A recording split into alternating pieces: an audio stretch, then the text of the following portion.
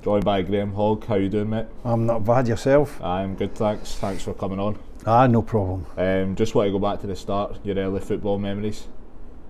When I started off, yeah, well, I obviously started off at Man Utd, and I signed apprentice forms at 16. Left Aberdeen at 16 and went to Manchester. And who would have been your biggest influences growing up? Obviously, your dad was captain of Aberdeen. Yeah, my dad and my grandfather. My grandfather was a big influence on me. I mean, he followed me with school football, the junior football, right through from being a youngster, and kept sort of guiding me. He always sat me down on a Monday morning when I went up for my dinner at my gran's, and what have I done? I've done this right, I've done that wrong, and whatever, and kind of kept an eye on me, you know. And my dad obviously passed on a lot of experience with his time at Aberdeen. My dad was at Aberdeen for 12 years. Captain was captain for 6 years. So I had plenty of backup there. And when you signed for Man United, how do you think youth development compares back then to what it is like now? Totally different, completely different. When I went to Manchester as an apprentice, we all got jobs, as in cleaning out the showers. You had jobs to do in the changing room area, and then go and clean in boots. And now they don't do that for a health and safety sort of reason, But I think it was better in my time because you learnt a lot more. You got closer to the players as well. You maybe got 5-6 sets of boots to clean, and you got to know the actual individual, the player, the first team player like Lou Macari, Joe Jordan, Martin Buck, and people like that. And it was a good learning curve for me at the start there. And when you were coming through at United as a 16-year-old, what first team players would try and pass on advice to you, or maybe come and watch the games and that sort of thing? Well, Ray Wilkins was a great influence, especially on the youth team. He would come and watch some of the games in the morning, just before he went over with the first team, you know. But in general, most of the players were very, very good with the kids. They always had plenty of time. There was no, which kind of surprised me, there was no big time Charlies, Did you ever feel starstruck being beside people like Ray Wilkins and that sort of thing? It was great, but it was comfortable as well, because they made you feel comfortable. They would take you aside, especially in the training and whatever, because you used to have three sets really. You had the first team training, you had the reserve team training, and you had the youth team. And we all trained in groups, but we all trained in the same sort of area. And every so often, maybe if the first team were having a wee break, they would come across and look at the youth team training and see what was going on and have a word with some of the young boys. So if you had any problems or issues, there was a first team player just to basically say, have a wee word, what do you think? And they were there for you. It was great. That must have been brilliant coming through as a 16-year-old and having some of those big names coming up to you and passing on advice for what they've done. Oh, it was absolutely, it was invaluable for your learning experience there. But the thing was, when I started there, we had the A team, B team. The B team was mainly consisted of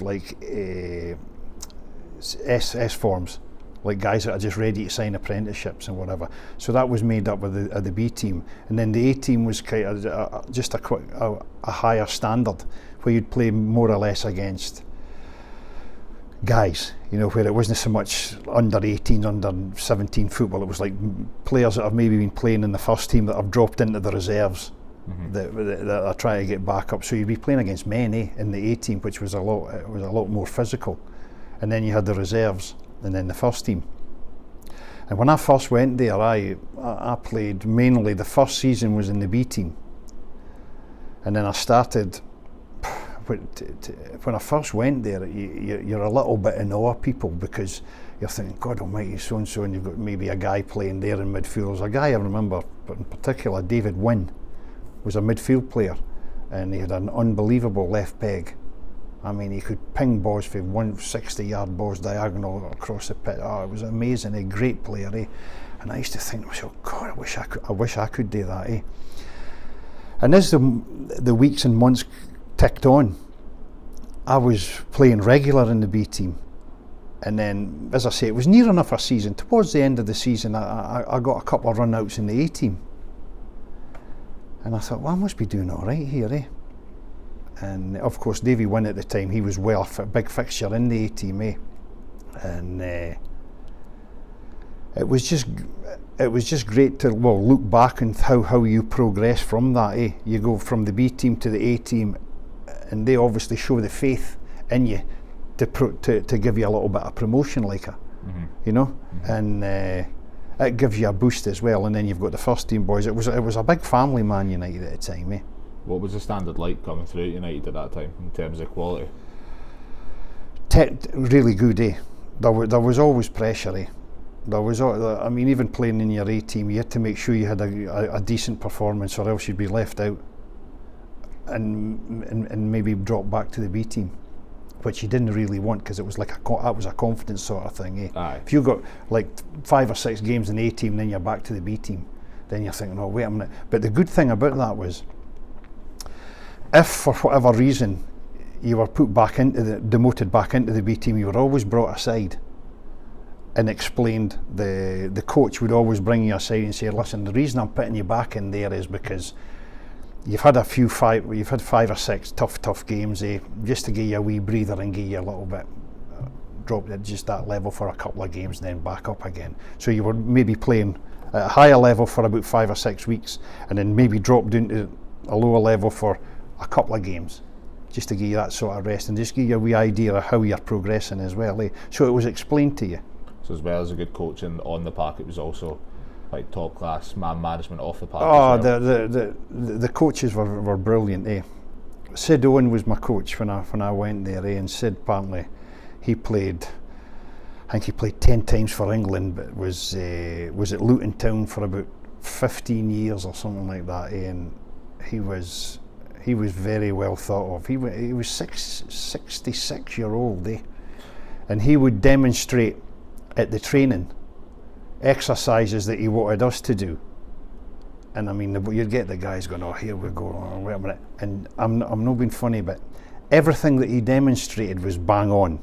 He'd get it, chest, and ping it with his right leg, ping it with his left foot.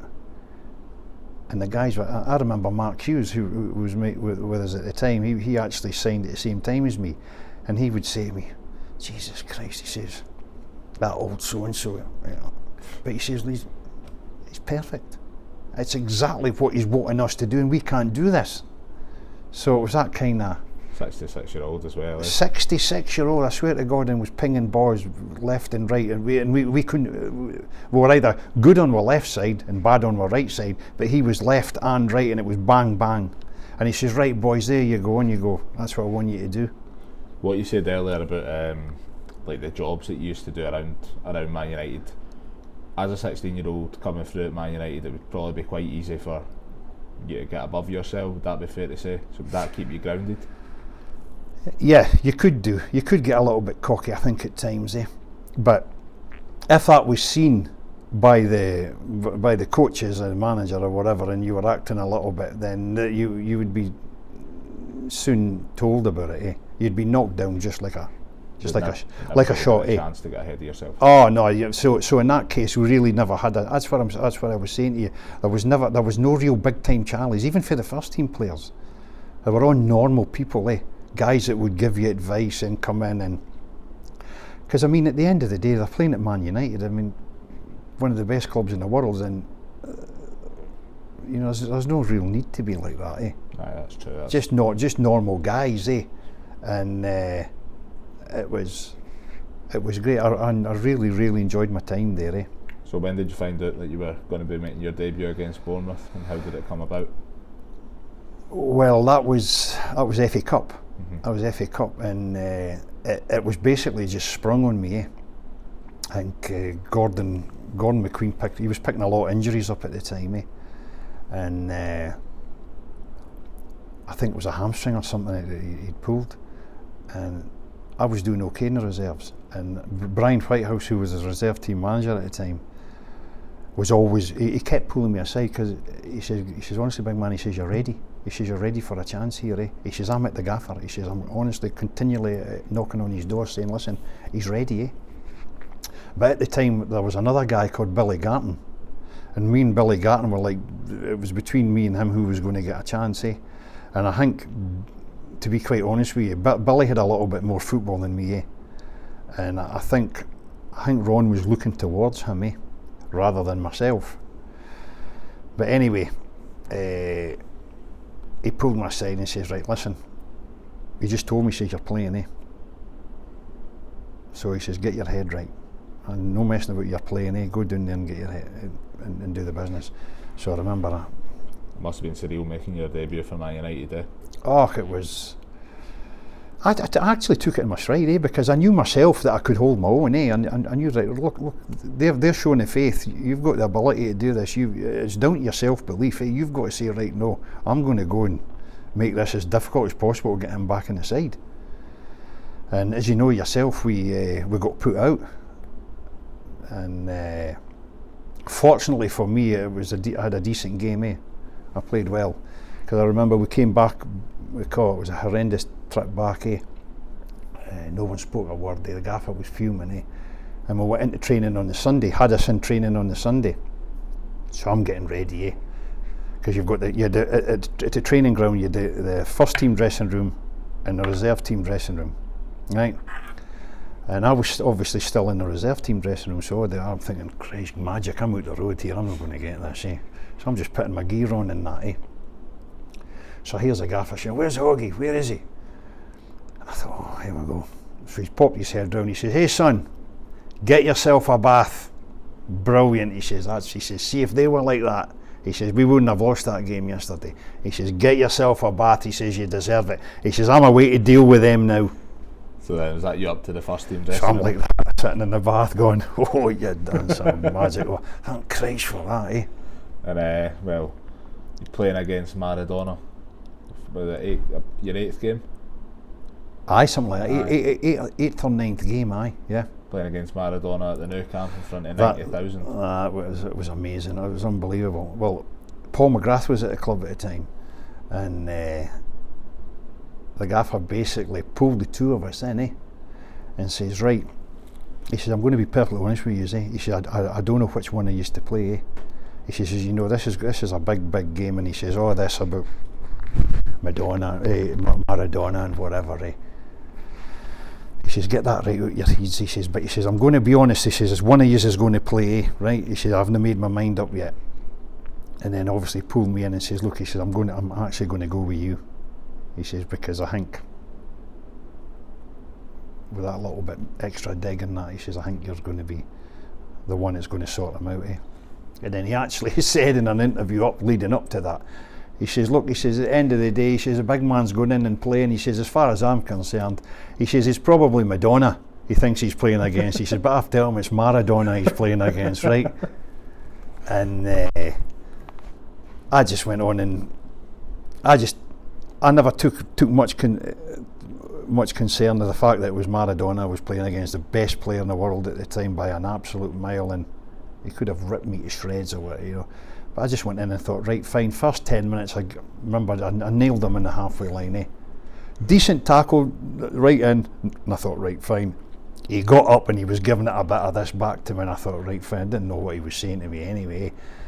And I kept him pretty quiet most of the game. He never, in fact, to be quite honest with you, I don't think he had a shot at goal, eh? You got told to man mark him, didn't you? I had to man mark him everywhere, eh? And I kept him quiet. And the same again in the second leg, which was, the second leg was just, it was, they still say to this day, it's probably the best European night at Old Trafford ever. It was absolutely packed to the rafters, and we went through, we beat them 3. You scored an own goal, was it the first leg? In the first leg I scored a cracker, aye. An absolute screamer it was, aye. Of an own goal?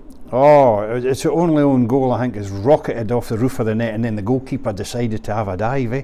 Nearly celebrated. Oh, I didn't know what to do, eh? But I always remember the ball was played down the right hand side, and the guy whipped it in quick. It actually been raining that day, eh? And it skited right off the turf and skited onto my left peg, And all I remember was it just rocketing off the roof of the net, and then big Gary Bailey dived. And then the gaffer gave him, well, later on when things kind of settled down, says, hey, by the way, he says, I can't believe that. He says, and the ball was rocketed off the roof of the net. He says, and then you threw a dive in. And what was it like playing in front of 90,000 folk at the Nou Camp? It was like, to be perfectly honest with you, it was similar to playing at Ibrox. When I played at Ibrox with Hearts, I was like, you expect this amazing noise, but it was quite quiet. That sounds quite dafty, but I don't know because of the size of the stadium or whatever, but it was, put it this way, the atmosphere at Old Trafford when we played in the return game was frightening compared to what it was like playing at a Nou Camp, and also with my experience when I was up in Scotland when I played at Ibrox. It was just like a quietness for some reason, because I don't know whether it's the size of stadiums or I don't know. Was it daunting playing in front of crowds of that size? I think with the atmosphere that we had at Old Trafford, and every time I played at Old Trafford, I think the lowest crowd I ever played under at Old Trafford was 42,000. That's ridiculous, eh? And it was an experience that it motivated you. You were going out there, you knew there was 42, 43,000, and there was always plenty of noise. It was just it was an amazing place to play. And I honestly believe my performances when I played at home were far higher than what they were away from home. And I think it was just because you had that buzz of playing at Old Trafford. And whilst we're on Old Trafford, we start 83 games for United, 49 appearances at Old Trafford, and you never lost a game. That's right, that's it. Jink. I actually think Archie Knox at the time at Man U, because Alex Ferguson was writing the quizzes, and they always, same with the card game, they would always compete. And I think Archie came up with a question for him. I think it was 50 games or something like that, But who played 50 games at Old Trafford and was never in the losing side?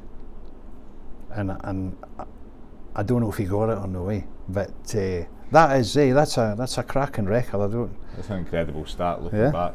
You'll look back on that fondly. Sorry? You'll look back on that fondly. Oh, without a doubt, aye. And then, like you touched on it a wee bit there, Alex Ferguson comes in. What was that like initially meeting him, and what was his training like? Well, I always remember the day he came in. He had took everybody at the Cliff training ground and into the gym, into the small gym, and basically said that he was coming in with his. He says, "What's happened?" He says, "You basically, as a manager, lost his job, and the reason he's lost his job is because of yous. It's as simple as that. Everybody in here is culpable for what's happened. Guy's lost his job. His performances haven't been good enough." Right through. He says, so what I'll be doing, he says, I'll come in here and it'll take me over the coming weeks to find out who I'm wanting and who I'm not wanting. And you'll all get told in due course what's going to happen. So we'll leave it at that just now. Get yourselves changed. He says, we're going to go and do a bit of training. And that was it. So right away, everybody knew that there was going to be major shake-ups here, Could you tell that something special was about to happen at Man U, or was there starting a new era? Not really. I mean, it was just a case of that you were thinking to yourself, the boys were saying, well, what's going to happen here?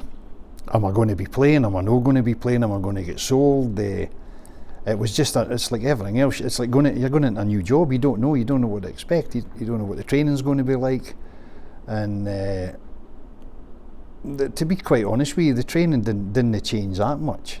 There was a lot more running, and our fitness levels were eventually got a lot higher than what they were under Ron. But as I say, my concern was, I'm thinking to myself, well, wait a minute, am I going to be playing? And it turned out that I was in his first 11. It was Norwich. Played Norwich first. I think it was the first away game. It was Norwich, and I was playing. And when he came in, obviously it's well documented, they changed a lot of things in terms of infrastructure at the club. But did the term, like, the quality of player lift massively as well for boys he brought in? Put it this way, everybody went up 20, 30, 40% of their performances, because you were playing for your livelihood. You were playing to stay in the team or else be sold. So there was a big change in that respect. What was did you ever see him properly lose it? Obviously, the hairdryer treatment. I saw Big Paul got it at Norwich, and as I say, I think he ambled for a ball. He could have got the ball quicker and then he went back to the goalkeeper, but he came in at half time, and I'm sitting here and Big Paul's sitting there, and he went right up to him and he absolutely slaughtered him, went absolutely nuts on him, and his face was bright red, and you listening to me, and it was scary stuff. And I thought, oh, here we go. Paul just kept his head down and came out and just got on with it. And when did it become time for you to leave United? Well, as I say, I played 14 games under Alex Ferguson, and at the time he spent 800,000 on Steve Bruce from Norwich, and I kind of thought, well, Big Paul at that time, he was establishing himself well as the number one. Kevin Moran alongside him, and then if I was an injury or whatever, then I was coming in and out the side. And when I'm spending that sort of money, I thought to myself, well, my time is going to be kind of limited here. And it came to a head when Steve, he had a suspension coming up, Steve, and I played against Derby County at Old Trafford. We beat Derby County 4-0, and I got the man of the match after the game. But it's lovely big crystal and that was great. So up the stairs, the guy says to me, he says, well, we had Liverpool on the bank holiday on the Monday through at Anfield, and he says, you'll be looking forward to playing against Liverpool on the Monday. I says, I don't know. I says, Steve Bruce might be back on the side. I'm not too sure. So anyway, we comes into training on the Sunday, and obviously I'm still in the reserve changing room. I never got in the first team. I was in the reserve changing room, and Mark Hughes comes through and he says, all right. I says, I'm fine, no bother. He says, anything, heard anything? I says, I must be playing. Great, So I'm lying there in the bath. About 5 minutes later, Archie Knox pops his head round and he says, hey, big man, he says, gaffers want to see you upstairs. And I thought, all right, fair enough. Anyway, goes up, sees him, and he sat me down and says, listen, your performance yesterday was top class, brilliant. He says, deserved everything you got. He says, but he says, I'm bringing Steve back for tomorrow's game. He says, but I'll look after you with the bonuses and bits and pieces and whatever. He says, but you'll hate to play in the reserves on the Monday.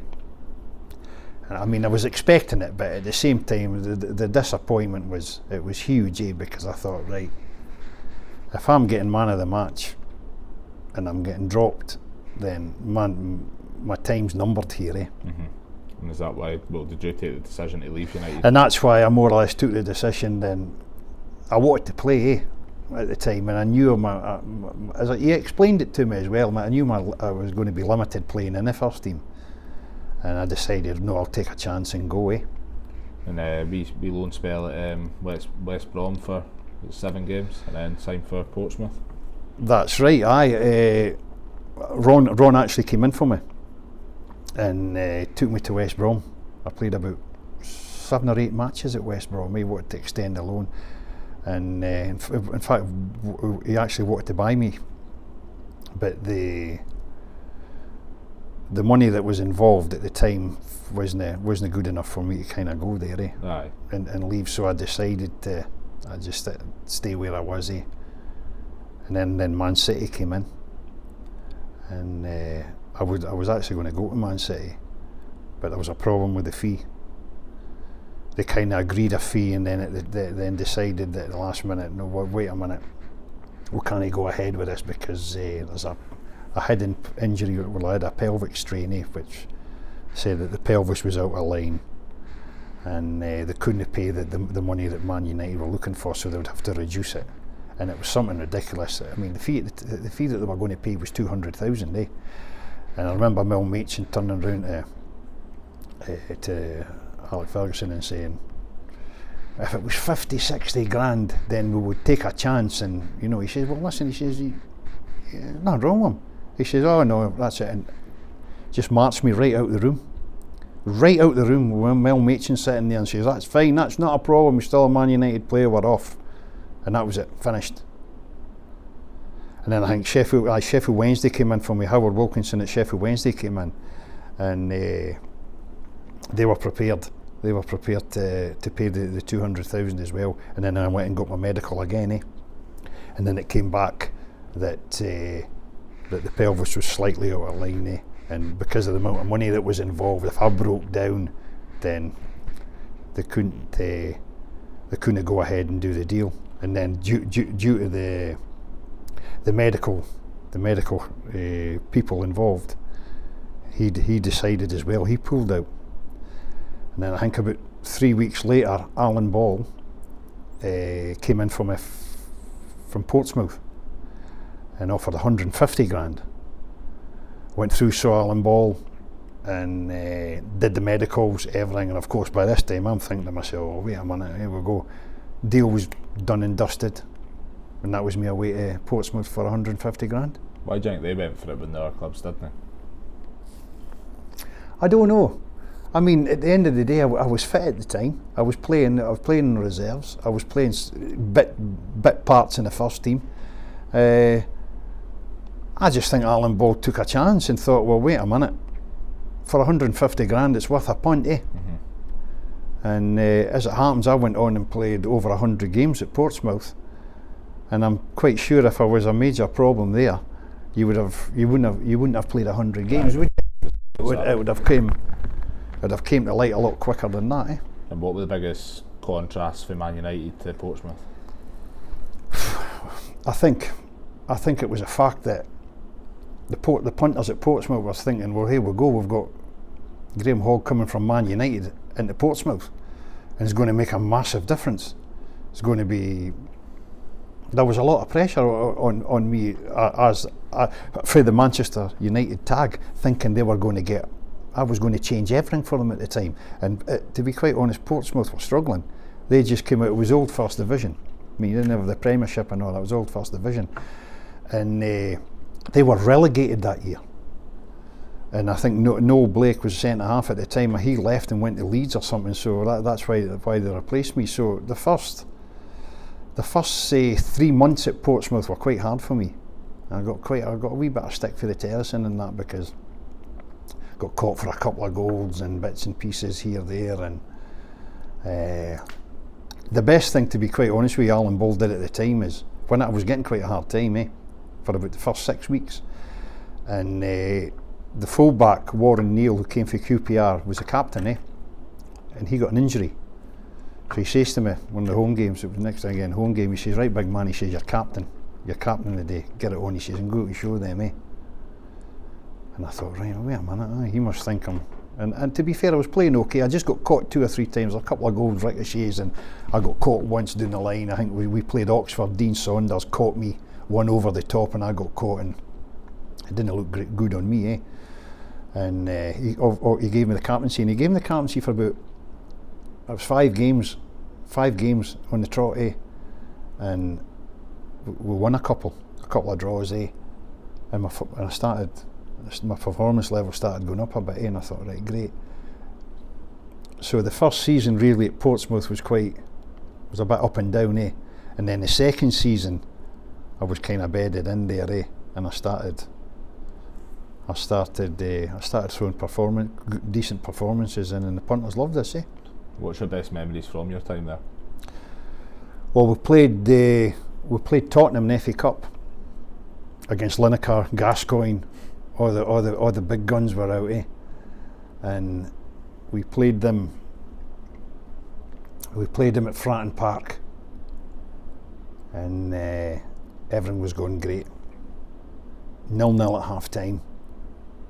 All the press guys are like that, because they thought Tottenham would just come and turn us over, but our midfield players got right into Gascoigne, Warren Aspinall, Martin Cool, all these guys, they were right up for it. But what had actually happened, we tired quite a bit in the last 20 minutes of the game. The legs started going and the boys were starting to putt, and I could see, here we go. And Gascoigne all game was just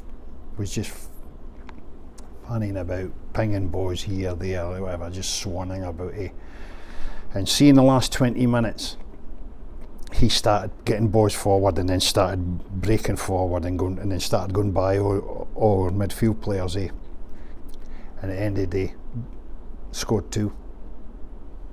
And that was it. The last 10 minutes couldn't get near him, and it was just bump, ping, ping, and then that little bit extra brushing past players. And our guys, they were out on their feet at the time, And then we lost 2-0, So speaking about all these boys that you've played against, did you ever manage to get any of their shirts or anything like that? No, actually no. Brian Robson got Maradona's shirt in Barcelona, but I wasn't going to argue with him, no. Probably the most famous shirt I've got is Marco Tardelli. Juve. I've got Juventus, I've got Marco Tardelli's shirt, It's in a frame in the house, Is it signed for you? No, it's not signed, no. But it's his shirt. That's about... prized possession. Aye. Yeah. So then, your time at Portsmouth, how did it come about that you were going to be leaving? Well, Jim Smith, Frank Burrows took charge. He took charge towards the end of the time there, And John Gregory, remember John Gregory? He actually played with Derby. He took charge for a wee while, half a season or so, and things just weren't going great. And then Burrows come in, and he more or less took it to the end of the season, And they ended up, what actually happened was John Gregory got sacked, and then Frank came in for a wee while, and Jim Smith, he was appointed manager, and he actually wanted me to stay at the time, But I had a few injuries. My Achilles was playing up a little bit, and what happened was Jordan, over the start of pre-season, Joe Jordan, there was a phone call from Hearts. He was interested. He came and watched I was playing in the reserves at the time, because I was left at the first team squad, and he came down and watched it. We played Chelsea reserves, with Gordon Jury was playing, Lee Dixon and all of them, and Jordan was down watching, and I did okay in that game, And then they made the phone call to Portsmouth, said that they were interested and offered 200 grand. And I was told, basically, go up and speak to him and see what you think. What made you want to try Scotland, considering the rest of your career had been in England? I just thought it would be, well, from coming from Aberdeen and going down playing all my time in England, I thought it would be interesting to see what Scottish football's like.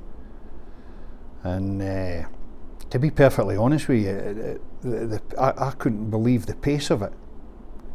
The pace of Scottish football. Just back and forth. Oh, it was 100 mile an hour. What was Joe Jordan like to play under? Well, initially he was. I mean, as I say, it was a lot of money at the time for Hearts. He spent quite a bit of money, but at the time I was just getting over my Achilles injury, and I'd gone up and played against St Johnstone, and as I say to you, the pace of the game, I couldn't. They were on you like in a shot, Mm-hmm. Whereas in England, you always you got time to lay off, you got time to play the ball about, Basically, make yourself look good, play ping passes here, there, everywhere. Whereas as soon as I came up there, as soon as I got the ball and I'm looking up, they were on you. And that was a surprising thing. I couldn't believe how fast the game was. It was a successful first season for you as well, finishing second. I finished second, but I started off playing. We played Rangers in the cup game. I played against Hateley, did well against him, and the injury started flaring up, and I had to miss. I think it was about 6 or 7 games I had to miss, And at that time, Alan McLaren was at Hearts, who obviously we went on and played for Rangers, But Alan McLaren was in and out the side, So when I had the injury, at the period of time I was out was between 6 and 8 weeks, Alan McLaren got back, he got into the side, and was playing alongside Dave McPherson, Craig Levein, Dave McPherson, and Alan McLaren became basically the focal point of the side. Was absolutely performances he was putting in was unbelievable. He was the main man, and I'm talking about, you look at Davey and you look at Craig as the senior players who you'd think would be leading him on, but I swear to God, I was watching some of the games when they were obviously the stand, and I'm thinking to myself, Christ, I'm going to have a job getting back in this side, because he was every game he played, he was like, it was 9 out of 10. He was absolutely phenomenal in all the games, and whether it was because he knew that there was somebody just sitting there, the pressure was on. You had to play well every game, Right. Whereas the other two were basically, they were shoe-ins every week, The fact that they were Scottish internationals as well was a big thing and all, They were playing every week. I can't get you on and no talk about the Craig Levein bust up in the friendly against Wraith. Yeah. How did that happen? Well, that all generated for a competition thing, It was pre-season training, and you had they no long signed Jim Weir from Hamilton. Paid quite a bit of money for him as well, So you had Craig Levein, myself, Jim Weir, Alan McLaren, Dave McPherson was there at the time, and so you're looking at basically Alan McLaren, who then pushed himself into the Scotland squad, Craig, who'd been in the Scotland squad. So you're going to look at they two, they're going to play, and then you've got a couple of guys left who's going to fill the one position, So you're going for the one position, and it just started with wee bits and pieces in the training. When you were playing in training, we bought the foot getting left in and that, and you think, wait a minute, So it was a build-up. So it was a build-up because everybody was on their toes. Everybody wanted to play, and there was, at the time, Tommy McLean was going to be playing 5 at the back. You're going to play the 3 centre halves. Craig obviously is a sweeper, and Alan and somebody else picking up. So there was needle starting for the training side of things, And then for some reason it kicked off in the game, where I remember Craig shouting to me to go and cover over at the right hand side of the pitch. There's a ball played long at the right hand side of the pitch, Of course you had Alan there. Alan was the right hand side centre half and I'm left side, and something happened, the ball got down the right hand side and went out for a corner. So he's roaring at me saying, get your backside across there and cover.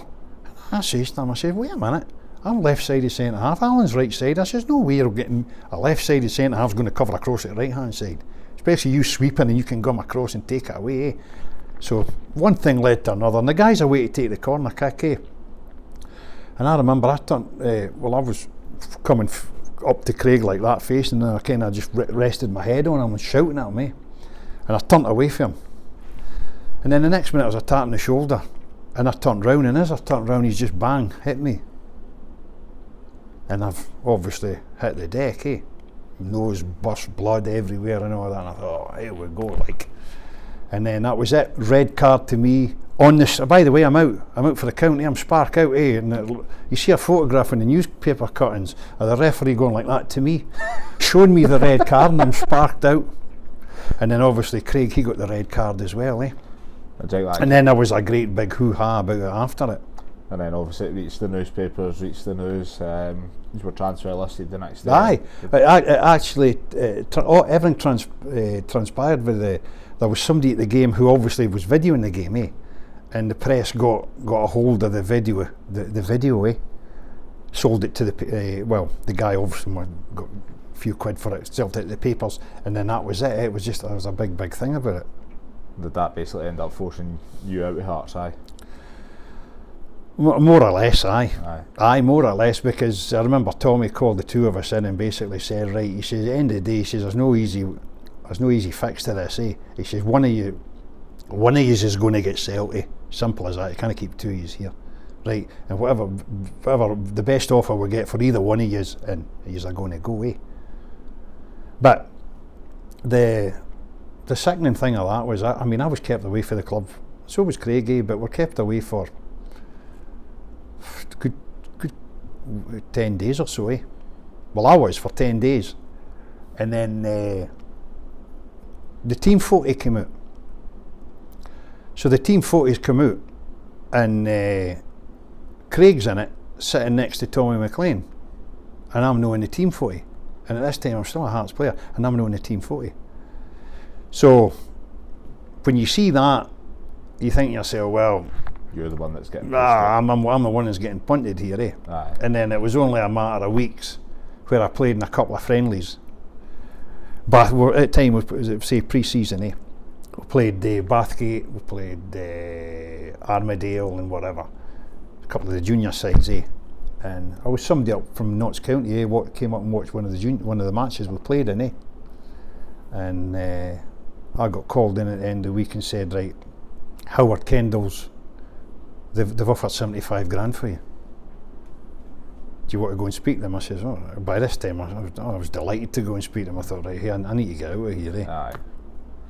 Was there any other offers in Scotland, or was it just interest down south? No, there was nothing really came in Scotland, eh? Mm-hmm. It was basically down south. I think there was a couple of Swindon, there was a couple of other sides kicking about, eh? But I thought to myself, well, Howard Kendall, he's got what a track record he's got. And I went down there What's for your a couple of years. best memories for your time there? Playing regular, to be quite honest with you. Because what a lot of people forget as well, when I was up at Hearts, there was a lot of the time I was actually fit to play. That the gaffer just didn't play me. Where I sort of, where a wee fallout, and then that was it. He just didn't play me. And then when the suspension, if there was a suspension coming up for maybe Alan or Craig, then it was a case of, right, I was in playing maybe a couple of games, and I was coming in playing. I mean, it takes you time to get kind of settled back in, but I was coming in and playing in the games and doing a decent job, eh? So I went to him and said, well, look, Gaffer, I said, you're putting me on the side. I said, I've done the business for you on Saturday. I said, let them fight for their place. Let them. And then he'd say, I know, eh, but the system, he'd always go back to the system thing, eh, which was a cop-out as far as I was concerned, eh. And I said, let them fight for their place, eh. But there's always, in fact, they were both internationals as well, which you were on a hiding to nothing with that as well, eh. Aye. But he decided that I'd come in, maybe play a couple of games, and think, right, that's me up and going, and then they would come back into the side, and the gaffer would just put them straight back in the team, eh? They'd only really play you if it was kind of They'd basically only play me if it was a situation where, well, we need to play them, eh? Mm-hmm. So then Notts County. Aye. I was there, and then Sam Allardyce came. He took over. By that time, that's when my injuries started, my ankle, my Achilles started really playing up then, eh? Because Sam actually spoke to me when he came there, and he was wanting to like, says, if you keep yourself fit and whatever, eh? That was becoming a problem for me, the fitness side of things, eh? Keep yourself fit, so I'm going to be in my team every week, eh? And I was playing at the start, played a few games, then it started creeping up again. Plus, at the same time, I wasn't getting any younger, eh? I was in my 30s then, eh? Mm-hmm. And he eventually moved me on to Brentford, because I was in and out the side, eh? He moved me on to Brentford, to Mickey Adams. That's not the Brentford that people know now, is it? Oh, and definitely not. No, but we were a decent enough team, eh? Got caught in a run of bad results, eh, right in the middle of the season. That's what kind of sealed their fate, eh? Because towards the end of the season, they picked up. I think we had to beat Bristol Rovers. We got beat for Bristol Rovers 2-1 last game of the season. I went there and I played 19 games there, and I done okay. And then Mickey came to me and says he's going to offer me another year. He says, because you've proved that you've done a decent job for me. But all that blew up in smoke on the last game of the season, eh, where the gaffer wasn't there. for the team bus. Everybody's saying, what's going on here? And he was away. So we basically went into the game no gaffer, which was, I mean, no the ideal situation to going into a game that you need to win to stay in the league. Aye. And unfortunately we got beaten. That was us relegated. We're so close to staying up. And that year deal just got pulled away for you. So what actually happened there was pre-season, end of season, came back up the road, back to Falkirk. So I spoke to Mickey a couple of times and basically says, look, Mickey, he says, what's the score, what's happening? He says, I'm actually looking for, he was basically looking for himself at the time, because he was away. And he says, if I can help you, he says, I will. He says, but at this moment in time, he says, I need to get myself sorted out. He says, but I'll keep in touch. That's the situation in football. You've got to look after yourself. Mm-hmm. So I said, right, okay, I'll keep updated, see what's happening with myself anyway. So I thought, right, I'll give him a phone. And Ron Nodes was a Crystal Palace chairman at the time. He bought Brentford. He actually put a massive stake into Brentford, wanted to change everything in that, and brought Ray Lewington, who was assistant manager at Crystal Palace with Hodgson last year. So he was like temporary charge, and so I remember phoning up and I got him. So he says, oh, how are you doing? I says, fine. I says, listen, I'm just actually phoning up about what's happening with my contract. I says, when Mickey was gaffer here, he promised me that year, a year's contract. He says, we've watched games and that. He says, done well for them and whatever. He says, but he says, the problem we've got, he says, the chairman's wanting a young team. And anybody over the age of 30, we're really, we're going to try and push on, I thought, Christ almighty, I says, that's a vote of confidence, I was 34 at the time. That's it. So he says, anyway, he says, look, Graeme, he says, thanks for all your contributions and what you've done for the club. He says, I wish you all the very best. Good luck. And I put the phone down. After that, put the phone down and see that. That was my professional career finished. As cutthroat as that, that was me finished. Okay, all the very best. I wish you all the best. Put the phone down. And I'm like that. What did I do? Football's cynical like that, What did I do? That was me finished. And then you'll phone people up that you've known in the past, or what your guys maybe in other clubs, and think, look, what's going on? That's me. You can come and train with us and whatever. But nothing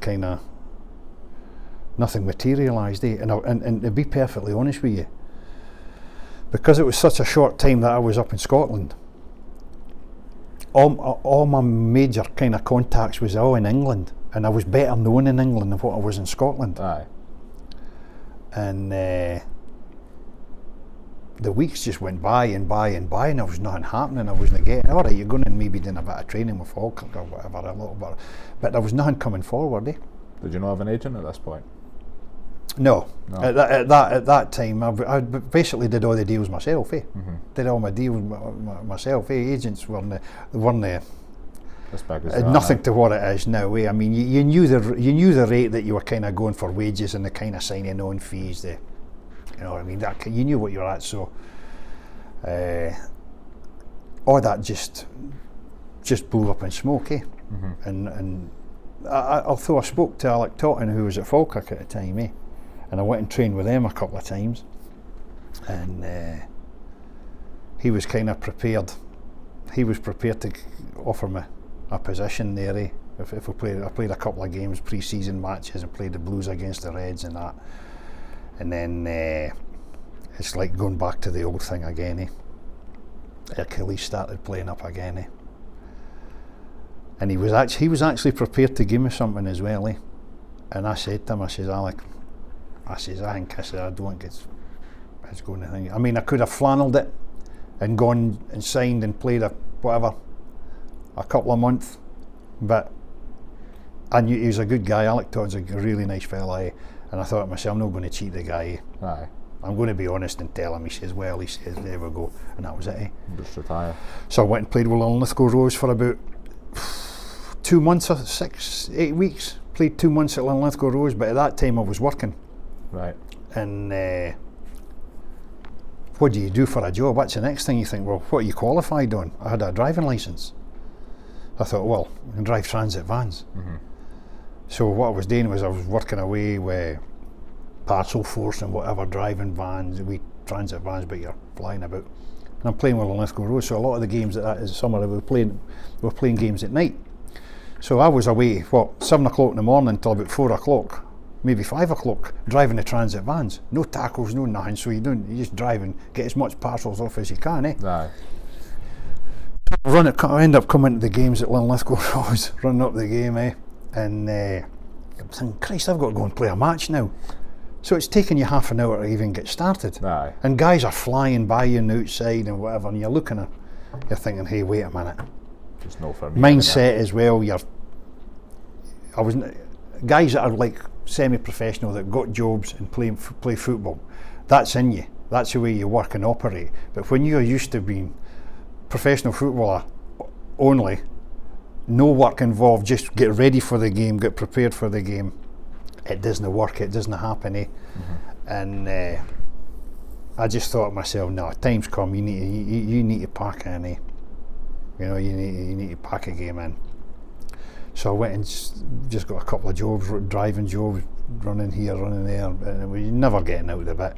Money was okay, but and then I decided, I thought, well, I'm going to have to go for my HGV to get better wages. Mm-hmm. And that's what I did. And to be fair, I had a bit of agency work for a few months, and then I got a start where it was 3663 at the time. It's now Bidfood, and to be fair, I've been there ever since. Been there about 13 years. Nice. 13 years I'd been here, eh? With the exception of leaving for a year. I left for a year and worked with a company in Grangemouth, and then I come back. 5 years back now I am. So all in all, it's about 13 years I've been here, eh? And as I say, I've been in constant work since.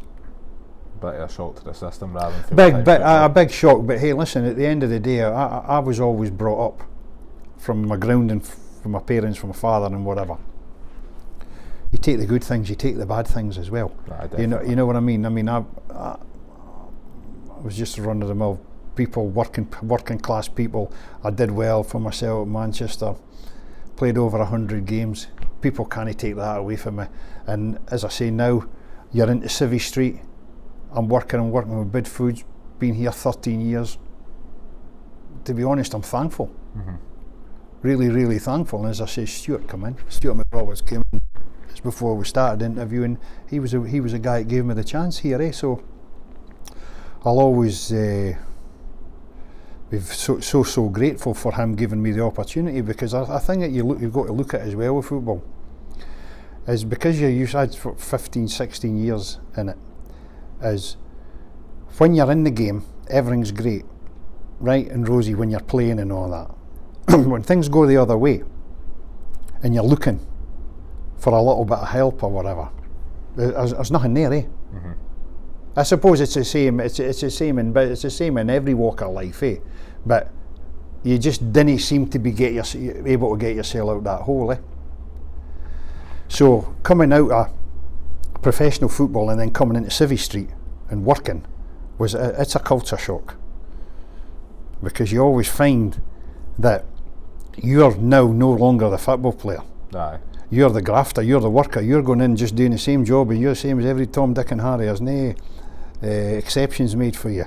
Aye. There's no kit getting laid out for you, your towel laid out, all your bits and pieces, and come in for your training, throw everything down the flare, and then the apprentices come in and pick it all up and do all their bits and pieces, and you just go home in your car, and that's you to the next again day. Mm-hmm. You don't. That's not the treatment you get. The treatment in Civvy Street is you're same as everybody else, and you graft.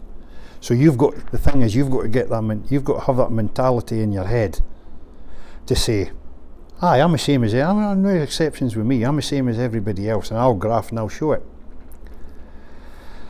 And I think that's kind of helped me, the fact that all I do is I come in and do my work, treat people like you'd want to be treated yourself, and I don't go on about I've played this, I've done this and I've done that. I just keep, and I think that kind of helps you. Definitely. For the first time on the podcast, I'm going to do a wee quick fire question round, so you should feel privileged to be the first one. Okay then, fire away. Best player you've played with? Best player I've played with is, without a shadow of doubt, got to be Paul McGrath. Best player played against? It's got to be Madonna, Maradona. It's got to be Maradona, yeah. Biggest achievement? Biggest achievement? I think my biggest achievement was my under-21 caps. Because Jock Stein was the one that gave me my first cap, against Yugoslavia. So meeting Jock Stein and getting involved in the under-21s and getting 4 caps is probably Biggest disappointment? Biggest disappointment's got to be the 85 Cup final, where I played in every round leading up to it and got injured on the week leading up to the cup final. That has got to be the biggest disappointment. Best manager you played under? It's got to be Ron Atkinson. Best mate in football, past or present? Best mate? Warren Aspinall was a big pal of mine. He was at Portsmouth with me in Brentford. Good guy. Favourite game you've played in? Favourite game's got to be the Barcelona game. Not the own goal one? The own goal. You got to take that into consideration, because it was a cracking goal. It was a belter. You seem quite proud of this. It was a good goal. Yeah. Best stadium you've played in? Best stadium is the Nou Camp. Juventus as well. Juventus was a nice stadium. Favourite goal? Favourite goal? Can't I say the own goal here? No. To be quite honest with you, one of the favourite goal was the one against Dundee United at Tynecastle for Hearts. Big Duncan Ferguson. I was told before the game, right, everywhere he goes, you go. If he scores, you're the one that's calling for it. That's basically what I was told before the game. I said, right, fine, no bother. So there was a corner kick. Of 10 minutes to go, I think it was. Right down at the shed at Tynecastle, and it was absolutely lashing a rain, and I just diving header, bottom corner straight in like a bullet it went, and Big Duncan was hanging on my shoulder. Easy days in the back pocket. In the back pocket then. Yeah. Aye. Yeah. Well, top man, Hoggy, thanks a lot for coming on, mate. I appreciate it. It's a pleasure. Thanks very much.